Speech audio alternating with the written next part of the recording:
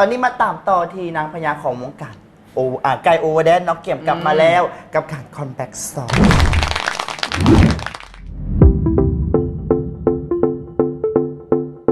ตอบย้ำความแหงเพลงเต้นแหงปีอย่างนางพญาที่ปล่อย MV ออกมาให้เบิ่งแบบเจียเต็มในเมื่อเดือนเมษาที่ผ่านมา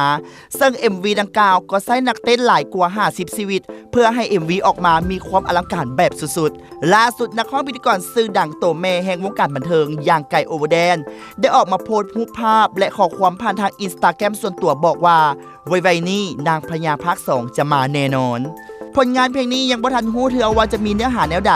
แต่ถ้าตีความหมายจากนางพญาเวอร์ชันทำอิฐเวอร์ชันที่ 2ก็จะเป็นเพลงไวเพลงเต้น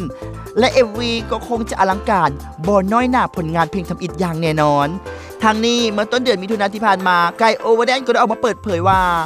ตนเองได้แต่งผลงานเพลงใหม่แล้วภายใน5นาทีพร้อมเข้าห้องอัดเพื่อต่อยอดความสำเร็จของเพลงนางพญาเป็นที่เยี่ยมห้อยแล้วงานนี้บ่ฮู้ว่าเพลงดังกล่าวที่หาก็แต่งและอัดเสียงไปนั้นงานนี้บ่ฮู้ว่าเพลงดังกล่าวที่หาก็แต่งไปและอัดเสียงไปเทียมห้อยไปนั้นเป็นนางพญาภาค 2หรือบ่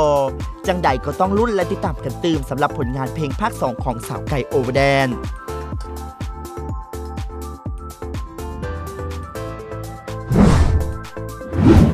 เจ้านั่นก็เป็นรายละเอียดต่างๆของไก่โอเวอร์แดนที่เอานำมาฝากกันกับการคัมแบ็ก2คีนแดนที่ฮอนแฮงที่สุด